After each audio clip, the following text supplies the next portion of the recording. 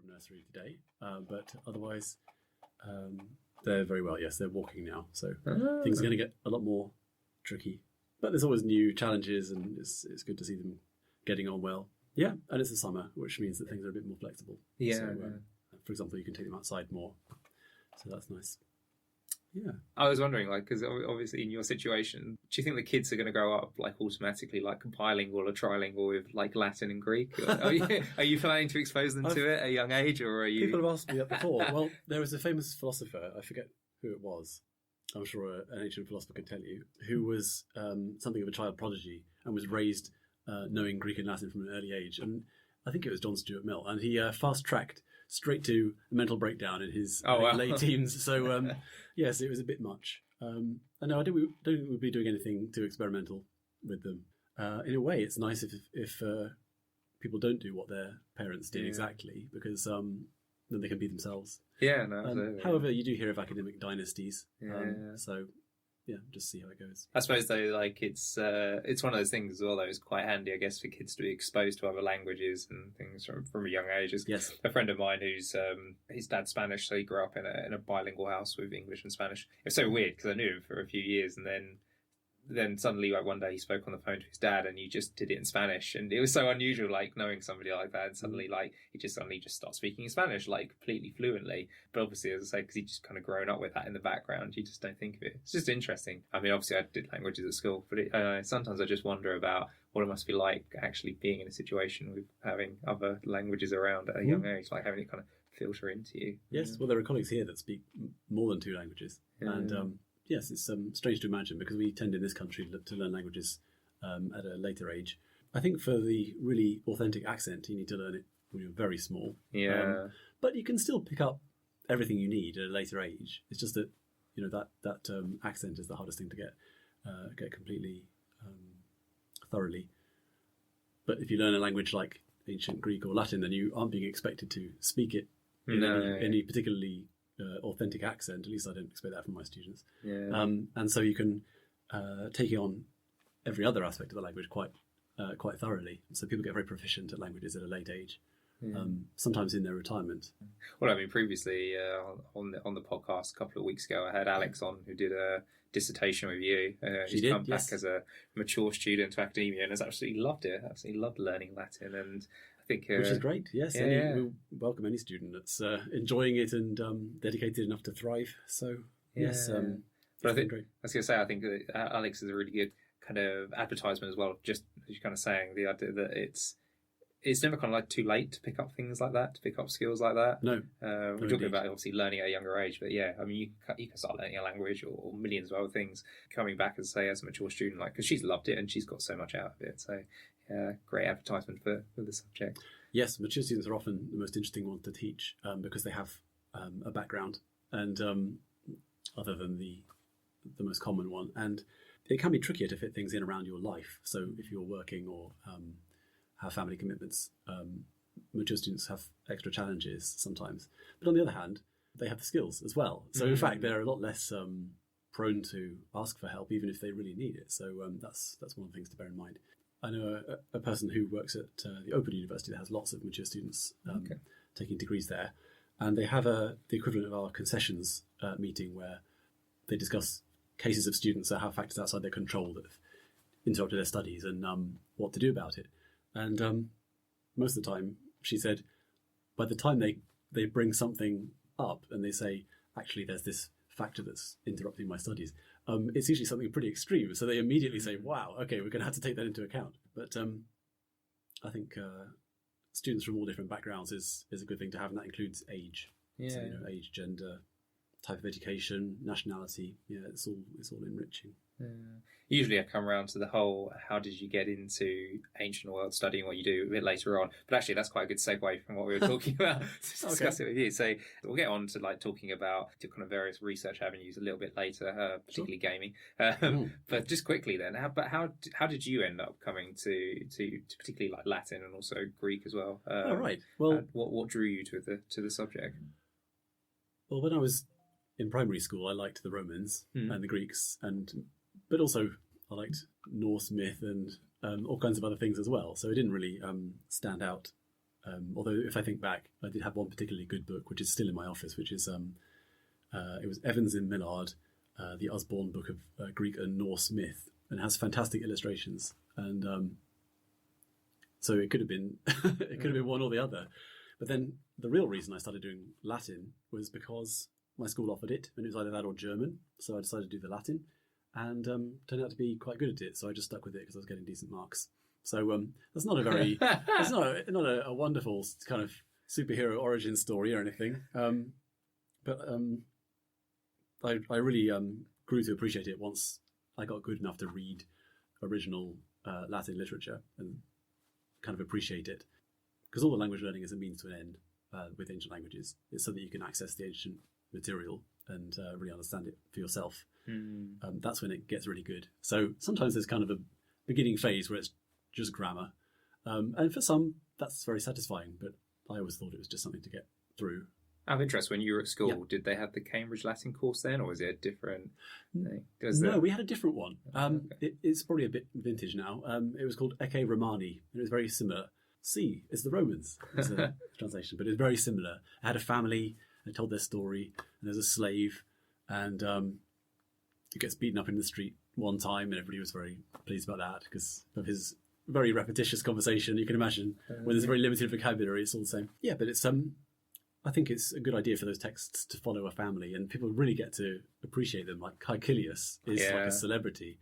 And when I was on a joint trip to Pompeii it was my school and it was Bristol Grammar School, and they were doing Cambridge Latin course.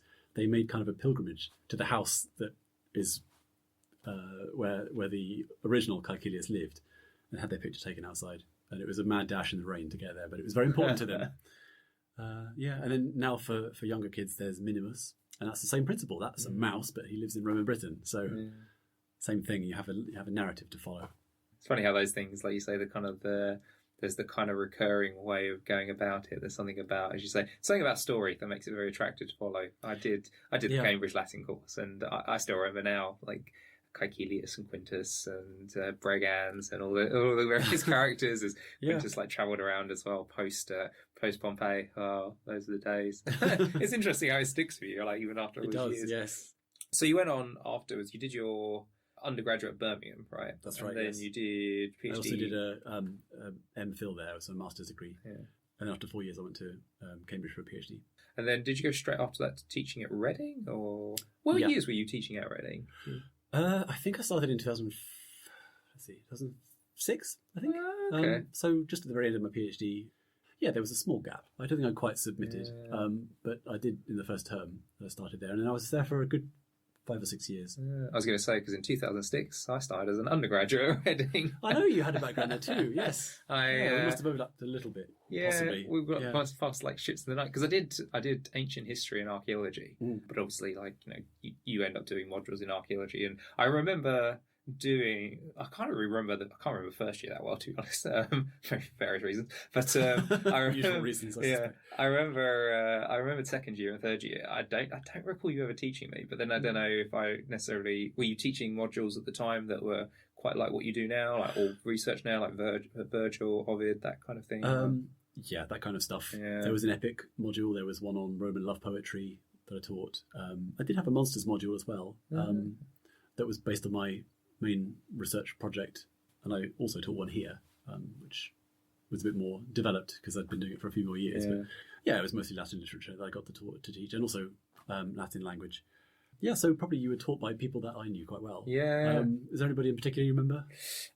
Is it David Carter? Oh yeah. Yeah, I remember him from first year. Yes. And him being very scary. Really? Did you know that he had for a while been a school teacher?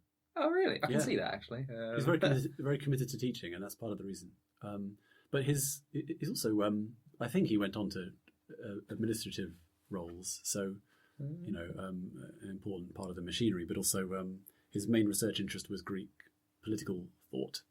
And, that was also very interesting. And he pointed out at one conversation that there was Aristotle's politics was being taught in our department, but also in the politics department, and also in some other department as well. There were 3 different places, and they had no idea of each other. Yeah.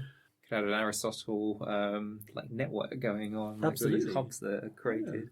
Yeah, because I remember in second year doing a module on, I think it was Egypt in the Romano-Greco world. Yes, there was that module. Yes. And then in my last year, the module I did for ancient history would have been Constantinople, or it was about Constantine and Constantinople, which has kind of clearly had some sort of knock-on effect. That was actually my best module I did. I really enjoyed that. Well, there you go. Well, if you private something, then you end up... Yeah, exactly. Well, I suppose my stories, not overly different, because it's always been the late antique stuff seems to be where I do the best. I don't know why, but it just seems to be that way.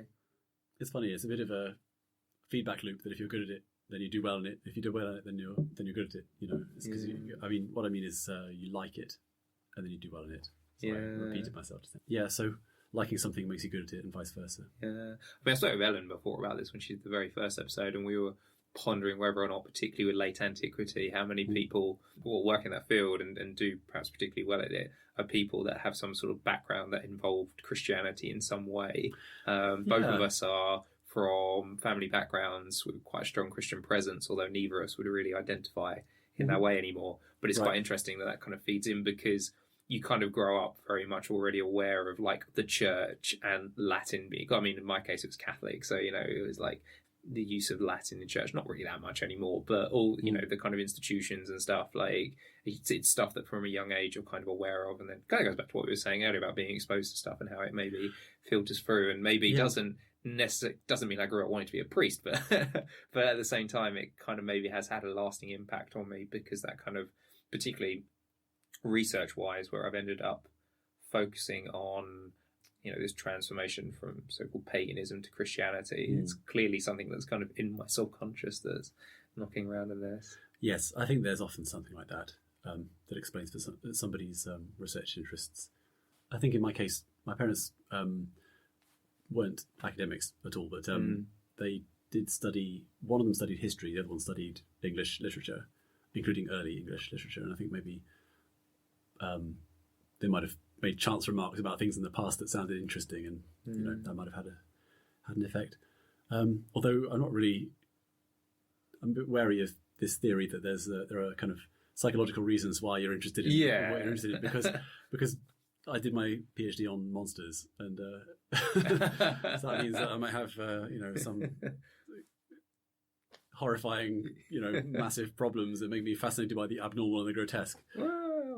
I suppose everyone's got that to some degree. That's why horror films are so successful. I think everybody likes the idea of being scared or made to feel slightly uncertain about things. And there is that. I mean, like you look nowadays at the success, I think, of like true crime documentaries and podcasts.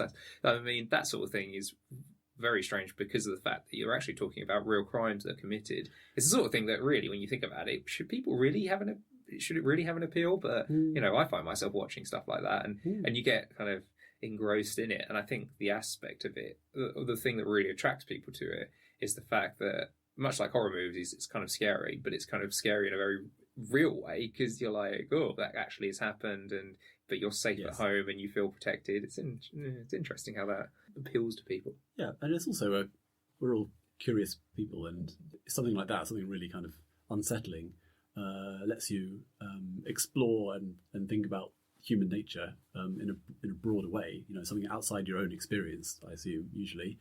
So it's a voyage, out into the unknown, and then, of course, you can comfortably come back out and reflect on it. Is your work on monsters then what's kind of led you down this more recent route? Because you're looking recently at kind of the idea of the grotesque, is it, in Roman society? Or like, yes, ugliness. Yeah, ugliness, yes, yeah. Something I'm well acquainted with. Oh, surely not. That's why I do a podcast, not a TV show. Well, it's definitely related, because they're both about bodily abnormality. But the ugliness thing is a bit more of a social history. And I think it's still got lots of literature in it, but it's a bit broader. And I'm interested in looking at different types of evidence. So Monsters was mainly about mythological monsters. So you've got poetry and maybe a few images in the creative arts. But if you talk about people's appearances, then there are lots of representations of individual humans. And I'm very interested in the idea of caricatures and the grotesque, and selective exaggeration and people defining what's normal by making things the opposite of that. So it's really about power structures. So if you accuse somebody of being ugly, then implicitly you're not like that, and you're kind of making them the out group, and therefore you and anybody else that's listening to you or agreeing with you is the in group. And so if you marginalize things, you push them out, then you're defining a nice little safe area in the middle, which is normal, and that's reassuring. And if you accuse somebody of being ugly, then you're putting them down and establishing a relationship which could be about age, class, gender, ethnicity, all kinds of different interesting social factors which help us to rebuild what life was like in the Roman or ancient Greek and Roman imagination. And therefore, if you figure out what ugliness was then, you find how different it is from ugliness now. For one thing, ugliness must have been much more common. The way that we think of things as ugly, we're talking about an age before modern dentistry, modern hygiene, surgery that's safe and minimal. So in an age of warfare where loss of eyes is quite common, or where the symptoms of hard work and age would cause problems that could be treated now with orthopedics and surgery, so hunchback and club foot. There are lots of things which we don't really have now, which would have been quite common. Just think about hygiene, for example. In ancient Greece and ancient Rome, they didn't have soap. They had other forms of cleansing which weren't routine, not daily. And they also had, if you're thinking about cosmetics or wigs or anything like that, the options were much more limited and a lot less convincing. So it was much harder to curate your appearance and alter the way you looked. So yeah, I'm inclined to think that the definitions had to be rather different. And would they have? I guess they would have also changed over time. Obviously, the Roman period, inverted commas, is a very long period, and teaching, as I've done here, Roman art and architecture, you obviously see the big shifts that occur in sculpture, where you go from the verism of the kind of warts and all, like really projecting age and experience in Republican portraiture, to the kind of youthfulness and the kind of Alexander-like Augustus, and then, obviously these, no one art style I don't think ever goes away. They're all kind of existing, but some become more prominent than others, and then some move into the background again. Do you find that there is much of a change in those kind of norms? Do people, can you detect, like, over time, ideas of beauty and ugliness altering, or do they seem relatively consistent at what you've looked at? Well, I think they must have changed, and perhaps not as rapidly as ours do. For example, people could probably imagine what if you're taking a kind of stereotype of an attractive woman, a 1950s beauty, a 1920s beauty, a 1980s beauty, and then one now. If you put them all in a row, they'd be very different, and you could even pick them apart. Not just about what they're wearing, but their very physiology. And if you do that in Antiquity, I think you probably find trends changed. But all we can look at is portraiture, really. So we can look at art styles changing, and that tells you something. But female beauty is a really interesting strand in the idea of ancient ugliness, because the stereotypical beautiful woman and the sculptures which were considered to be the most beautiful portray a different kind of physiology from what we now consider beautiful. Yeah, it's we are kind of limited to the artwork, but I just remember there is a way you can step outside that, and you can look at osteoarchaeology and other forms of physical remains of humans, and so we can tell things about, for example, dentistry or broken bones, or lots of other aspects of people's appearance, which lets us reconstruct what people did actually look like. So you say things like where people have got vitamin deficiencies, and obviously affects the way they grow and their body shape, and absolutely study that their now. skin. And it's interesting, some of the stuff that we would, as you say, would probably consider today to, well, I mean, it's obviously very subjective, but like some of the things that come with like deficiencies probably would have been much more common in the ancient world. Ergo, if they're much more common, do people consider them as being kind of ugly, or do they just consider them the norm, which is not? I suppose when I think of ugly, I think in my mind it's something that really stands out as being grotesque. I suppose there's a difference between unattractive and ugly, if that makes sense in my mind. Yes. Yeah, sure. And it's all they're all spectrums. Yeah. Yeah, but you can think of lots of other periods in history where things like frequency of a certain type of illness would affect what was considered beautiful. And if it was hard to stay out of the sun, then paleness tends to be more attractive. Or if it's hard to get in the sun, then a tan is attractive. And there's a certain amount of rarity value for the things that are hard to achieve in your appearance. And just going back to this idea of disfigurement, there's the famous fashion in the 17th century? I'm betraying my ignorance here. For those little black beauty marks to cover over smallpox scars. Okay. And like when you get the very kind of, is it like the very kind of Georgian appearance with the wig and the powdered face? Lots of powder, Okay. Because obviously another thing that would have affected people in the past is syphilis as well, that affects like your face, that can affect your facial features. That's an interesting one actually. Syphilis did not appear until much later, much after Antiquity. It was transmitted from camels to humans, and by means which we won't speculate on too much. But it appeared in the we can date it. There's a specific century, and again, I'm revealing my ignorance, but I think it's Renaissance or perhaps Quattrocento or something. There's an early Neo-Latin poem which actually gave syphilis its name. Syphilis was a character, and it was a kind of I guess a sort of a play on the idea of an illness that is an indication of kind of sexual activity. Yeah, and it's because of a poem in Latin that the name syphilis actually stuck. It had other names when it first appeared. I think it was called the Spanish disease or something.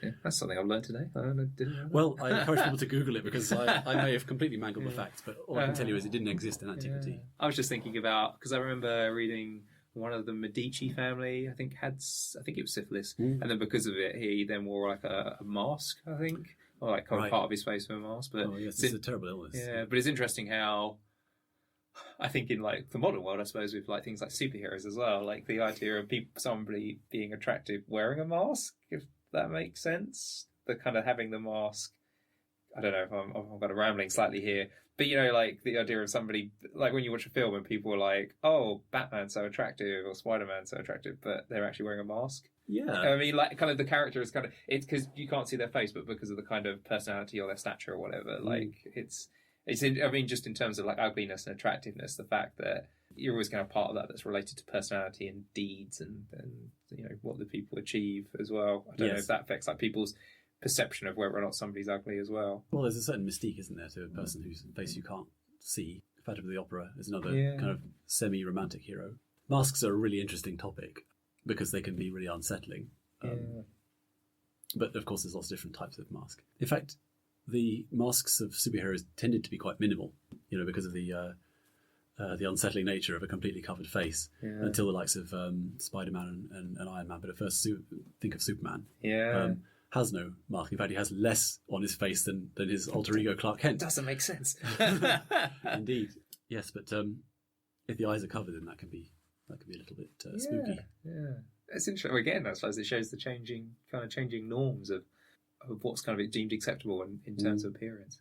I was just going to say the uncanny valley dictates that if it's entirely unhuman, like for example Iron Man's helmet, then it isn't that unsettling. But if it's slightly off, like the eyes are without pupils or with cat's pupils or something, then that's more disturbing because it's almost human, but it's wrong. Yeah, I watched a YouTube video the other day, which is a rundown of 10 like most disturbing films from like the first half of the 20th century or something. I do in my spare time. But I mean, there was one of the films in there was a very well-known film, which is the film Freaks, which came out in like the 1930s. Oh yes, notorious. Yes, I think it was banned in some places. There was another film in there, and I can't remember what it was called now, and it's going to drive me nuts. I'm going to have to look this up again later. But it was about a scientist who his daughter is like really disfigured, so he's trying to find. So he like kidnaps a woman, and he's basically going to try and transplant that woman's face onto his daughter. But his daughter in the film wears one of those basic plain white masks that you get like from like a kid's shop, and they can paint over it. Yeah, so she wears that. So, but you see her eyes obviously in it, and it is very disturbing because, as you say, because it's a human-like face, but very, very, very plain, and obviously just white. But then the eye is behind it. It's a strange. It's very unsettling to watch. There's exactly the same thing in now let's see, it's the Tim Burton Batman movie with Michael Keaton, and one of the Joker's associates is a woman who has been disfigured, and she wears a mask very like that, and that's really unsettling. In fact, I forget the name of it, but a couple of years back, well, probably many years now, there was a children's program which was these bears, and the bears had full furry suits. It was live actors and masks, but they had just had little eye holes, so the eyes were looking through. And apparently it was really unsettling, and they had to change it because the children were so disturbed by the human eyes inside the bear's face. That's the banana splits or something like that, was it? Or might be. I'm trying to think. I remember watching a show on like Channel 4 or something early in the morning when I was younger.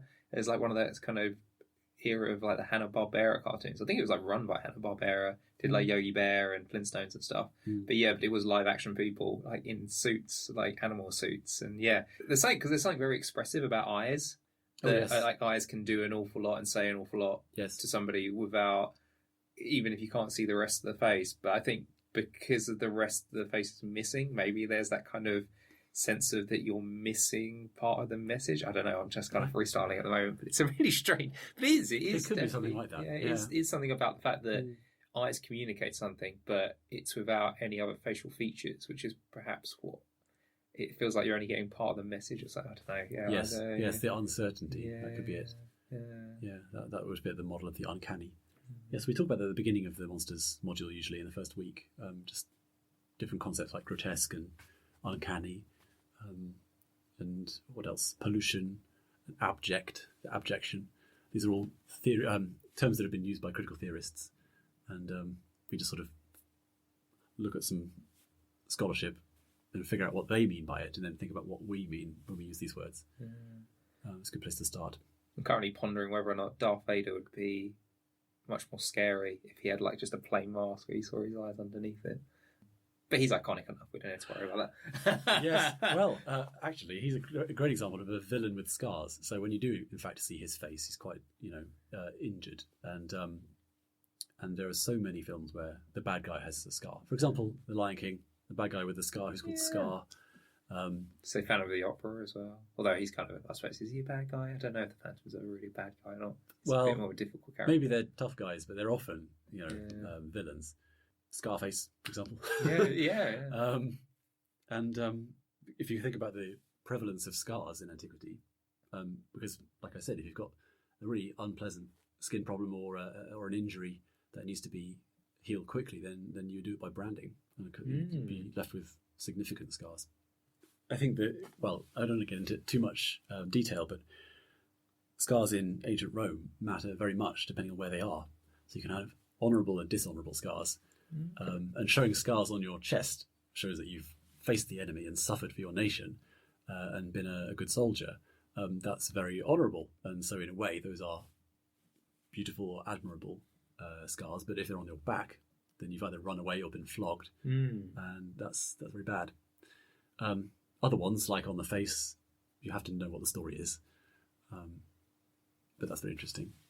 So, is it the idea of, with the bad guy being scarred as well, is there an element to it where that's kind of a physical manifestation of their bad character? Or do you think is that kind of part of it as well? I think so.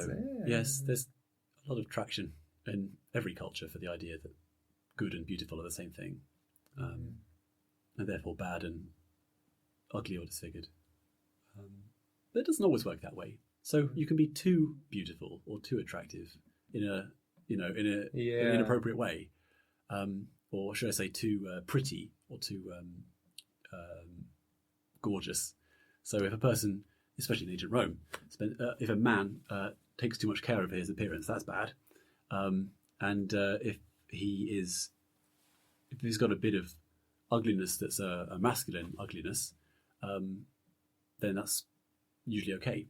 And there's a story about, I think, Vespasian, the emperor, who has some officer of the army come to speak to him, and smells like perfume, and he says, "I'd rather you smell of garlic."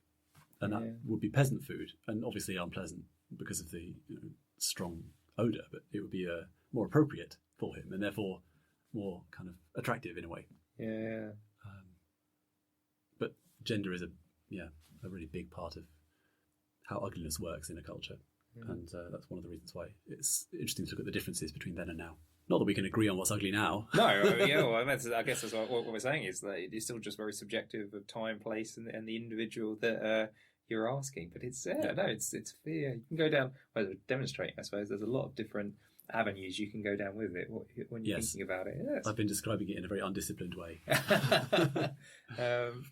But kind of looping back around, actually, I was going to say, because the superheroes bit would have been a good segue. But your other big kind of passion, research-wise, is gaming. How did that cross over? I mean, because one of the things I'm actually quite interested about is where somebody's kind of interests outside of academia meet their kind of research. And that seems like a very obvious one where there is a very strong crossover. Because I'm guessing you don't just play computer games for the sake of research and then never in your free time. But obviously, as I say, you've kind of got this crossover going on. How did that all kind of come? Like, what sort of drew you to the topic of thinking, oh, there's like a lot of things that turn up in video games related to the ancient world, and let's explore this further? How did you kind of come to that? Oh, right. Well, that's very easy to explain. It started in 2005 when I had a conversation in a pub with a guy called Miles Levan, who's I think now it's in Andrews, and he made a very good point in response to me complaining about reception studies. So it seemed a bit frivolous from my point of view to look at how ancient Greece and Rome had a legacy in different media in later times, because it's a very large subject. It lets you talk about almost anything.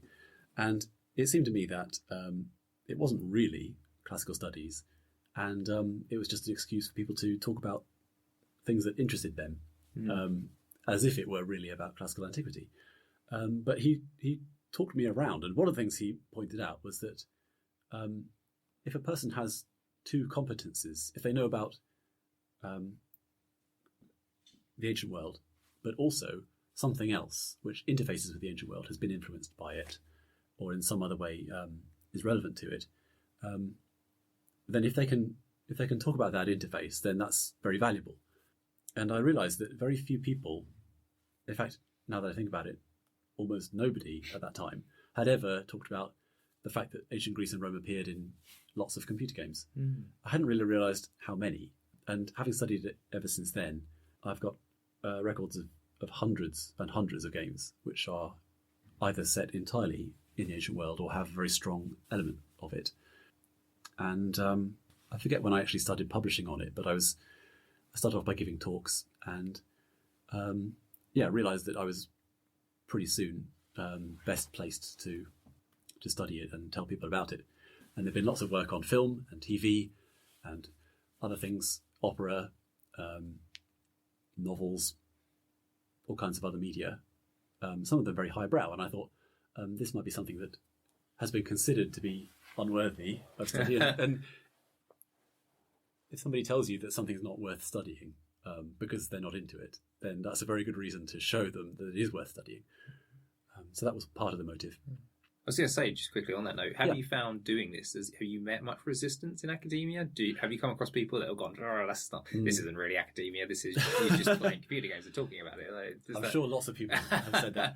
Not so much to my face. I think early on it was particularly likely, and it was because there hadn't been much work on it. Yeah. But now there's more awareness, and furthermore, there have been more high-profile games. It's possible now to talk about AAA video games, which are basically the big budget, almost the Hollywood of computer games, which didn't really exist if you go back far enough. Well, I mean, gaming now is at that level, isn't it? I mean, there was recently, what's the game that's coming out? It's got Keanu Reeves in it, which had like a real kind of big fanfare surrounding it. I don't know if you saw that. Oh, it's a one-word title, but I forgot what it was. Yeah, I saw that got announced, and they announced the Avengers game, which I thought looked absolutely atrocious. I've got to be honest. I love Marvel, and I saw that, and I was just like, oh my god, this looks so bad. Like, I don't understand what's going on there. But yeah, so you play obviously a lot. I have played lots. Yes, I haven't got a whole lot of free time now, but I do still play games and enjoy it. Well, I mean, is it one of those things that you were saying because you kind of built up this kind of catalogue in your of games, all these references to the ancient world? Yes. I mean, so in terms of gaming, then, are you somebody that just plays, like the major consoles, or are you also kind of into this whole kind of world of essentially people basically, I suppose, making their own games now? Very kind of indie scene, maybe that's the way of putting it. I recently went to the exhibition at the V&A that was on games. I don't know if you saw that. It was on Christmas. There was some stuff there about like major games like The Last of Us, but then there was also a lot of stuff there about these much more kind of indie games. Like they're not these, you're saying like you're getting games out there increasingly cinematic and like lots of money pumped into them, but there also seemed to be a lot of these games which were very simplistic in their ideas, but actually people engage with them and get very much hooked on them. Like there was one where I was just watching it and it was like this little figure that you're controlling. You're just trying to get to this light in the distance and it plays this kind of soothing music while you're doing it, and you go across like the terrains like vary from level to level, and that's all the game is, but it seems to be quite successful because it's very kind of relaxing for people to play. And it's just this whole idea that I suppose in our minds we think of games as stuff like, I don't know, it's just me about games, I think of like FIFA and GTA and that sort of thing. Yeah, and these very kind of, say, like very big cinematic, like these big franchises. But then there's also this kind of appeal for games that do a lot of other things for people, like calming them and such. But yeah, so to kind of go back around to my original question, are you kind of into all that stuff as well, or is it mainly? Yes, all kinds of games, absolutely. And the world of games development is diversifying all the time. So not only are they really big franchises, like for example, from our point of view, there's Assassin's Creed. There was Assassin's Creed Origins, which was set in Rome and Egypt. There's Assassin's Creed Odyssey, which is set in classical Greece in the 5th century BC. So we're talking the Peloponnesian War. And then you were mentioning some announcements recently. I think this must be from E3, the major place where things get launched. There's a game called Gods and Monsters coming out, which is actually from the developers of the Assassin's Creed games, but it's going to be a bit more, I think, young person friendly and a bit lighter in its visual style, and it's all about mythology. So you play a character who is traveling around locations like Elysium and fighting harpies and other mythical beasts. So yeah, the ball is still rolling, but then at the other end, indie games are really fascinating, and some of them are actually very closely engaged with Antiquity, because sometimes people that make them are experienced in classical studies. Just thinking about the last couple of years, famous indie or small budget game came out by the name of Apotheon, and it was a 2D action role-playing game, kind of a platformer, but the visual style is like a black figure vase. And it's really beautifully done. And for example, when you get very heavily injured, you start to see cracks in the kind of the vase. And another example is a game called Ochlos, which means the mob in ancient Greek, and that has been compared to a sort of retro 2D Pikmin, because you build up a swarm of characters, and you have to have a philosopher because you're fighting against the gods. But you can have classical heroes. You can get Heracles in your mob, or you can get various other different people from different walks of life, and they go around and they battle enemies. And it's sort of cartoonish, but in a way quite carefully researched. There are even simpler projects. There are individual games makers who just do something very simple at a game jam and make it available. And I think it's great. And maybe the future is that people will be able to use game development software to make whatever they want. In fact, something I'd like to do, I don't know when it will come together, would be to teach a module about video games and the presence of ancient Greece and Rome in them. Wow, that'd be popular. But with, I hope so, but with some kind of assessment that involves either playing a custom game or making one.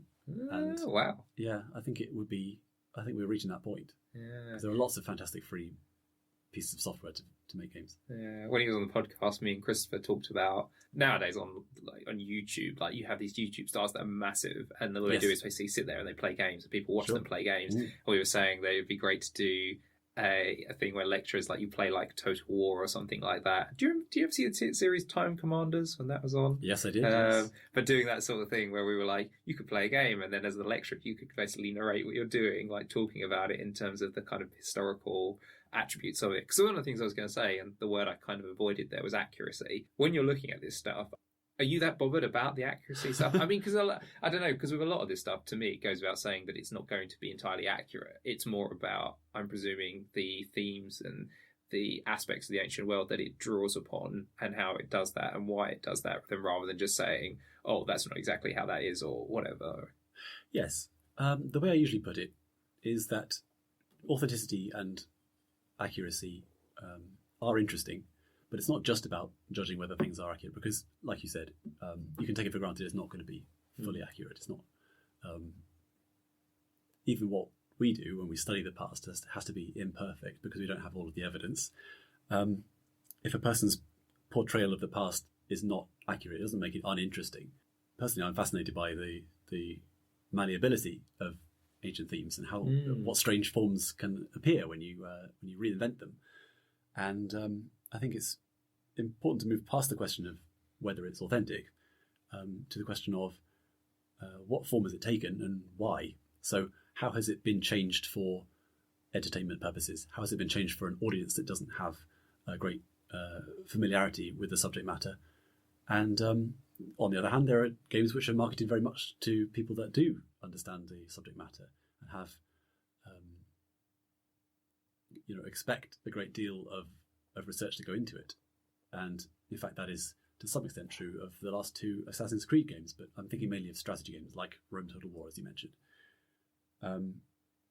It's interesting to see how there are all these different gamer audiences, and they have all different tastes. And to some extent, it aligns with genres, but not always.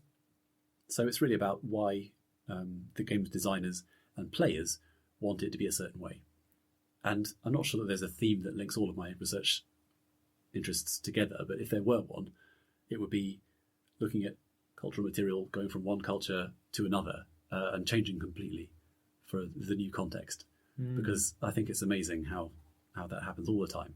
Yeah, recently I've been trying my hand, just on a side note, trying to write something on the reception of Mithras in like 20th century literature, because it's in the work of Kipling, Rosemary Sutcliffe, and then there are like various other books, and even like recently like Neil Gaiman's American Gods. Mithras gets referenced in that at one point, so he comes up a lot. So I've been very interested in that, about what sort of themes is it used in relation to, which I've just been finding very interesting. It's not actually about the original cult itself, but how is the idea of Mithras and his cult actually used in these examples of literature? Because you say there's an intention to use it in a certain way. It has some sort of, there's a reason behind it. It's not just simply they take it and they just dump it in for the sake of it. Like, I mean, okay, maybe some of it is to do with authenticity when they're writing, to make it seem like this is really taking place in the Roman world. But it often seems to me there's a slightly kind of deeper meaning to it than just that. Like, it's chosen for some sort of reason. Although maybe I'm just seeing things that aren't actually there. Who knows? No, I'm sure there are fascinating things to say about it. I'm not sure I can think of much scholarship on it. I'd never really come across anything. I mean, obviously, people talked about like Kipling and to some extent like The Eagle of the Night by Rosemary Sutcliffe, but just how it came up time and time again interested me. Well, there's this game called Legion, and it had an expansion. It was a strategy game, and an expansion with a number of fantasy elements. For example, undead soldiers, and one of them was, I think, soldiers who were, a fantasized cult of Mithras. So the soldiers of Mithras were one of these supernatural units you could have. Yeah, because I had a look online actually about that. He does turn up in, or the name Mithra or Mithras comes up in a number of games. But obviously people like get attracted to it as well, I think, because of the mystery cult idea, and it's very secretive, and these aspects of like light over darkness, and it's interesting how people have adapted it. One thing I was on a different note, I was quickly going to ask was, did you ever play any of the kind of the city builder games? Like there was Pharaoh, there was Zeus. Yes. The Caesar was the most famous one. Yes. I love those games. They were so great. I think that's probably one of the things that had an impact on me growing up, that I ended up doing ancient history as well. I used to love those games so much. Although in Pharaoh, I never made it to actually build a pyramid. It just took so many materials to actually build it. But I love those games. They were fascinating. Yes, I have played some. It's probably not one of the genres that I've played the most, but I do really find it fascinating. And Age of Empires as well. I have to mention Age of Empires. Sure, and Civilization is another one that's still going very, very strong. There's one called Settlers. Lots of different franchises. And it's interesting how they actually develop like a core demographic that can sustain numerous sequels very often. People really do love them, and they're still coming out. And sometimes it's just city building. Sometimes it's in combination with exploration and combat. There's been some really interesting work on how different cultures get represented in that type of game, especially when they're in conflict or in competition, because you've got to say what the core nature of that culture is, what its values are up to a point, in a very simple way, and then whether it can compete with others and on what terms. So you get all these counterfactual histories that result from unexpected conflicts against nations that never actually went to war. The city builder thing, I guess, is also counterfactual, because you're never going to build this city as it was, or any particular city. But it's interesting to see what targets you have to reach. So what's the point of a civilization? It is, because you have to think about those things about commerce and trade and diplomacy, and I mean, there isn't that kind of no end to it, really. You just go on and on. Eventually you just hit a point where you're like, I'm bored now. Your city's grown as much as it can do, and you don't know what else to do with it. But it's interesting. When Christopher was on the podcast, we talked about this as well. The big one for both of us is Skyrim. Yes. I'm a big fan of just the Elder Scrolls in general, but fascinated by the whole kind of, you have the Imperial Legion in that, which is clearly based off of the Roman army. Yes, in high fantasy you sometimes do get a kind of coded Roman Empire, like the Romulans and things like that. But I always find it interesting that you start off and you can choose to be any kind of race that you want in it, or gender as well, and you can just go off and join the Imperial Legion, but you can do other things first. But it's a very interesting way of looking at, you might say, discrepant experience. The idea that the Romans, or particularly in this case, what makes up the Roman army, was just a uniform group of people. The fact that you can pick up, stuff in the game and use it and wear certain armor and join the Legion. Well, you don't have to join the Legion to wear Imperial armor. You can wear it just because it's quite handy to have. It's very interesting how that can, I think, is quite a good way of demonstrating, as I say, that idea of discrepant experience as opposed to things like Romanization. I think it's just quite interesting how games can make you think, or can be used to make people think about these things in slightly different ways. Absolutely, yes. And just going back to this idea of having a story about a family or a few people in a language learning course, it's good to have a medium that makes you kind of engage with the minutiae of everyday experience, because we tend to think of the traditional way of regarding history was about great men and great battles and turning points. And in fact, what most people find when they study a historical period in detail is that most people had social lives which were in some ways very strange, but in other ways very familiar. And you've got to think about what people ate for breakfast and how far they might walk in a day, or where their values might lie. And if you have a very rich story world, then you can get down into that detail, and that's where it gets really kind of immersive. It's funny though, we keep going back to previous episodes, but when Andy Gardner was on the podcast, we talked about games and being used as experiencing, basically getting to that point where you can experience living in the past. But then he raised the point of it would be interesting to have a game where you played as a Romano-British farmer, but probably after a little while, it might get quite tedious because then you suddenly realise it's... So there's that kind of interesting thing about where games kind of draw the line. And this goes back to those questions of authenticity and accuracy of, they can't be actually entirely authentic and accurate a lot of the time, because they might not be so interesting, because you have to deal with it, because they're about escapism. And a lot of the time, I think with escapism, people don't want to deal with that kind of minutiae of everyday life. They don't want to be I've got to go tend my field for the day. That's it. That's all the game is. Yes. I mean, that can be quite fun in a certain way, but if you have to do it in a really realistic way, and then you're like, oh, I've got to go to Verulamium and pay my taxes now. Like, it's maybe that's not so attractive as, you know, joining the Imperial Legion in Skyrim. Yes, absolutely. Going back years ago to Shenmue, which is the first really, I never replayed it. I remember it. It professed to be the most, you know, thorough, immersive world that had been made. And later in the game, you can get a job in the docks, and you can show up to get your paycheck, and you get your forklift, and you move some crates from one place to another, and it is very tedious. So there are other ways to make money in the game, but that's the one you're supposed to do. You're supposed to, and also if you want to become a good fighter, because there are some fight scenes, you just have to practice a move hundreds and hundreds and hundreds and hundreds and hundreds of times. And if you keep doing it, keep doing the combination for hundreds and hundreds of times, you will get stronger, but it's very incremental. And it was an attempt to inject realism. The same thing was done recently with Red Dead Redemption 2, which has some... still not finished it. I've had it for ages, and I keep going back to it. That's perhaps why. Like, one of the objections for it was that it was too realistic. Yeah. It takes too long to get to places. Yeah. And there are too many random things that can really mess things up. A number of times I've been killed by somebody, like, knocking me off my horse. Like, I'm going too fast on the horse, and then a carriage pulls out, and then, boom, I'm gone. Because you have to do things like, you have to make sure the horse is clean, you have to make sure that you're clean, otherwise people react to it. The horse might get shot randomly, and then all of your training is gone. Yeah. Yes. I'm still at the bit where he's just gone through the storm and wound up on the island where you have to... there are like slaves on the island, and it's all that. Yeah, I'm not going to go to no spoilers, but but yeah, I'm just like, my God, this game's going on forever. But I don't know. I've just got a short attention span nowadays. Maybe I need to keep. There are other genres of games that are much quicker. Well, I still go back to Skyrim. Can't stop playing Skyrim. Wow. They succeeded. And there'll be Elder Scrolls 6 at some point as well, which I'm excited about. You better book out a few months. Yeah. Oh yeah. Can't wait. Don't think about the hours. Yeah, a couple of years away yet, though, I think. I don't think it's not going to be anytime soon, is it?